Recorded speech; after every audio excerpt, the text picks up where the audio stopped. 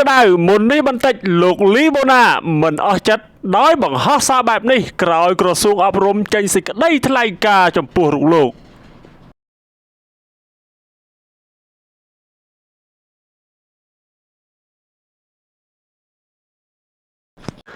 មួយរយៈកាលកន្លងទៅនេះនៅក្នុងបណ្ដាញសង្គម Facebook មានការឆ្លើយឆ្លងគ្នាមិនចប់នោះទេរវាងបុរសម្នាក់ដែលមានឈ្មោះថាលីបូណាដែលត្រូវរងការខមមិននៅពាក្យថាជ្រេញពីអ្នកគ្រូម្នាក់ហើយការតតាំងគ្នាទៅមកមិនចប់មិនហើយ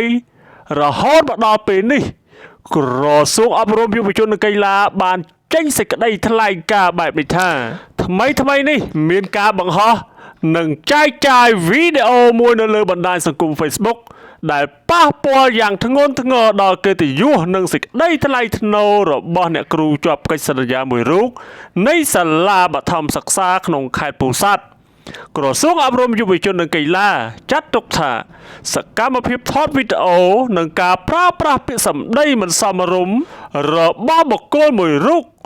ដែលបានចូលធ្វើសកម្មភាពរំខានដល់ការបំពេញការងារនិងរៀនសូត្ររបស់សិស្សនៅក្នុងបរិវេណសាលារៀនគឺជាការប្រមាថយ៉ាងធ្ងន់ធ្ងរដល់កិត្តិយសមន្ត្រីរាជការជាពិសេសគ្រូបង្រៀនជាស្ត្រីដែលជារៀងមកក្រសួងអប់រំយុវជននិងកីឡានិងរាជរដ្ឋាភិបាលកម្ពុជាតែងតែផ្ដល់តម្លៃនឹងការគោរពចំពោះមន្ត្រីរាជការបុគ្គលិកអប់រំទាំងអស់ជាពិសេសគ្រូបង្រៀនជាស្ត្រីទាំងមន្ត្រីក្របខ័ណ្ឌនិងមន្ត្រីជាប់កិច្ចសន្យាក្រសួងមិនអាចទទួលយកបានជាដាច់ខាតនៅសកម្មភាពណាមួយដែលធ្វើឲ្យប៉ះពាល់ដល់កិត្តិយសនិងសេចក្តីថ្លៃថ្នូររបស់គ្រូបង្រៀនក្នុងន័យនេះក្រសួងស្នើឲ្យម្ចាស់គណនី Facebook និងអ្នកដែលបានចែកចាយបន្តសូមលុបវីដេអូនេះចេញជាបន្ទាន់ពីគ្រប់បណ្ដាញសង្គមជាមួយគ្នានេះក្រសួងសូមអំពាវនាវដល់សាធារណជនទាំងអស់សូមជៀសវាងនៅរាល់សកម្មភាពណាមួយដែលធ្វើឲ្យប៉ះពាល់ដល់សេចក្តីថ្លៃថ្នូរនិងកិត្តិយសរបស់លោកគ្រូអ្នកគ្រូនិងមន្ត្រីអប់រំនៅក្នុងសេចក្តីថ្លែងការណ៍ដដែលបានបន្តទៀតថាក្នុងករណីមានសកម្មភាពដូចនេះឬសកម្មភាពទាំងឡាយណាដែលធ្វើឲ្យប៉ះពាល់ដល់កិត្តិយសរបស់គ្រូបង្រៀនជាពិសេស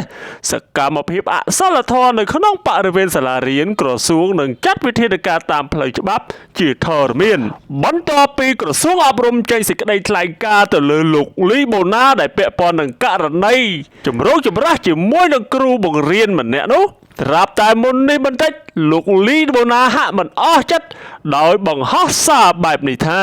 ខ្ញុំទទួលយកសម្រាប់កំហុសដែលខ្ញុំបានចូលទៅក្នុងសាលាដោយគ្មានការអនុញ្ញាត